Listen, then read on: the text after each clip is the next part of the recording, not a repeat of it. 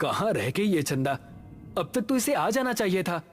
पुनीत ने अपनी घड़ी में टाइम देखा तो 9 बज चुके थे और उसने जैसे ही पीछे पलटकर देखा, चंदा खड़ी मुस्कुरा रही थी। बदमाश, डरा दिया ना हमका।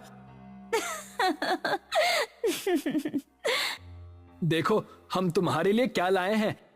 ऐसा कहकर उसने अपनी जेब से एक डिबिया निकाली।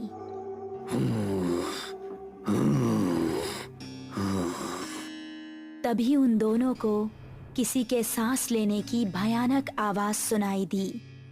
कौन है? ठीक सामने बरगद के पेड़ के नीचे उनको किसी आदमी का अक्स नजर आया। कौन है? सामने आओ।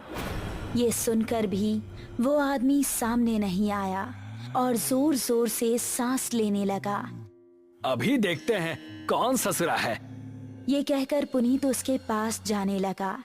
जैसे ही पुनीत उसके पास पहुंचा, उसने भी 2 कदम आगे बढ़ाकर पुनीत का गला पकड़ लिया। उसको देखकर पुनीत और चंदा दोनों का दिल दहल गया। उस आदमी की गर्दन कटी हुई थी और थोड़ी सी खाल में अटकी लटक रही थी।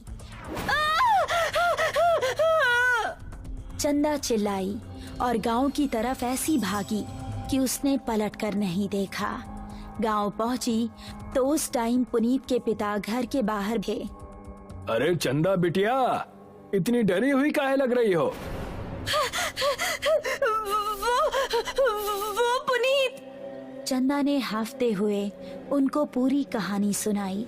पुनीत के पिता ने अपने साथ कुछ आदमियों को लिया और चंदा उन सभी को लेकर उसी जगह पर पहुंच गई। यही जगह थी वो जहां उसने पुनीत को पकड़ा था। उन लोगों ने इधर उधर नजरें घुमाई तो कोई आसपास नजर नहीं आया। तभी चंदा की गर्दन पर ऊपर से कुछ टपका। उसने हाथ लगाकर देखा तो वो खून था। पेड़ की डाली के ऊपर पुनीत की बिना गर्दन की लाश टंगी हुई थी और उससे खून टपक टपक कर नीचे गिर रहा था। शहर से दूर एक छोटा सा गांव सरूपुर। रात के समय सभी अपने अपने घरों में आराम कर रहे थे। बाबूजी, हम जरा अपने दोस्त महेश से मिलकर आ रहे हैं। उसकी तबीयत जरा ठीक नहीं है ना? ठीक है, लेकिन जल्दी आना। जी बाबूजी। ऐसा कहकर वो खुश होता हुआ घर से निकल गया। आज तो सारे दोस्त मिलकर मस्त पार्टी करेंगे, मजा आ जाएगा। जंगल का रास्ता पकड़ लेता हूँ, जल्दी पहुँच जाऊंगा। अभी वो जंगल में आगे बढ़ ही रहा था कि पीछे से उसको आवाज आई। अकेले ही पार्टी करने जा रहे हो? हमका साथ लेकर नहीं चलना है क्या? अरे अर्पणा और दिव्या, तुम दोनों क्यों हर बार हमारे पीछे पड़ जाती हो? हमका साथ लेकर चलते हो कि बोले अभी तुम्हारे बाबूजी से? अरे नहीं नहीं मेरी माँ, चलो मेरे साथ। थोड़ी देर चलने के बाद वो तीनों एक जगह पहुँचे जहाँ रामू और महेश बैठे हुए थे।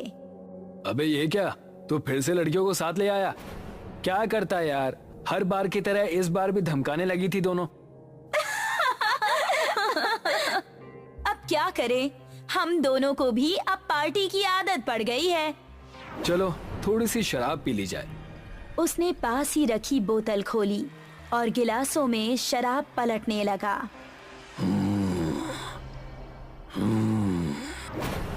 तभी उनको किसी के सांस लेने की आवाज सुनाई दी। उन्होंने देखा तो पांचों के रोंगटे खड़े हो गए। सामने से कठमुंडू चलता हुआ आ रहा था। उन्होंने कदम बढ़ाए ही थे कि तभी कठमुंडू ने दिव्या को पीछे से पकड़ लिया। उसने दिव्या को इतनी जोर से कसा कि उसके मुंह से खून निकल गया। बाकी चारों अब बेहद डर गए और वहां से भाग निकले। दिव्या उसकी पकड़ में फंसी दर्द से कराह रही थी।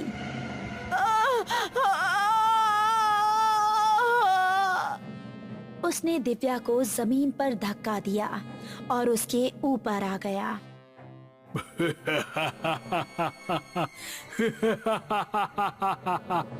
उसने दिव्या के सीने में हाथ डाला और उसके सीने से खून की धारा निकल पड़ी।